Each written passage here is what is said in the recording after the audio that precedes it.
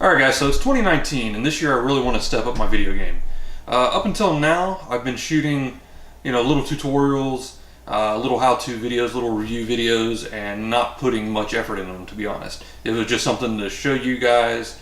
It didn't need a big cinematic feel and production to them. Aside from a couple of the fan films I've done, the Jason one and the Twisty one, if you've seen those. I actually had a crew for those. We put a lot more time and effort into them to make them look, more professional.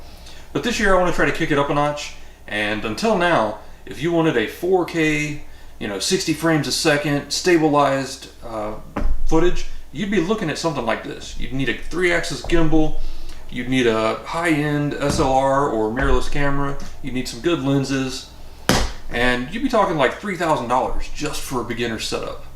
Well, what if I told you you could get something very similar to this for only 350 bucks? So enter the Dji Osmo Pocket.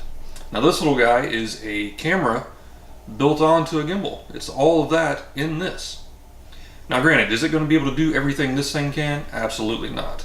But can it do good enough to give, people who aren't doing high-paid production jobs or vloggers, for example, good enough footage? Well, we're about to find out. So the Osmo Pocket boots up in about 5 seconds and it's ready to shoot. And it's stabilized, so as you move it gives you that nice smooth buttery footage that you see in the movies. It's got a touch screen on it. It comes with adapters for both Lightning and USB-C, so you can actually connect your smartphone to this. And what that does is give you a bigger screen so you can tell what your exposure is, if everything's in focus, and just help you frame up your shot. But not only that, it gives you access to pro modes. So you get extra frame rates that you don't get by default using just the touch screen. So what makes this cool, it's got a built-in microphone, and if you tap the menu button here 3 times, it spins around and you can go into selfie mode. So it seems like the ultimate little vlogger device. But not only vlogs, my idea was, can you get good cinematic looking B-roll shots to help improve the quality of your videos? Well, take a look at this video that I shot. I went down to Cincinnati with my wife and we ate at Wahlburgers. It's a little burger joint that's owned, I guess, by Mark Wahlberg and his brothers.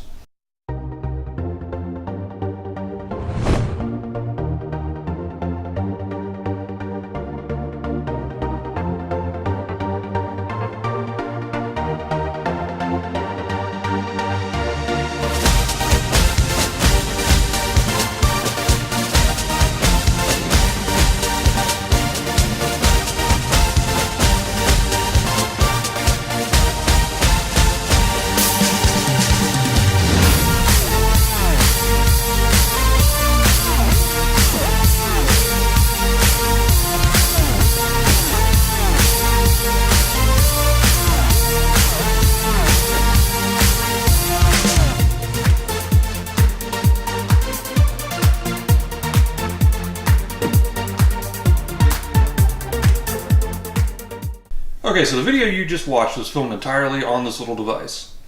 It was shot in complete auto mode. I did not use any of the pro modes. The reason I didn't do that is I do not have any of the ND filters. I was just down there walking down the street. I had my wife with me. It wasn't a, I'm going to plan this out and spend an hour down here shooting video. This was literally me just walking up to the burger joint.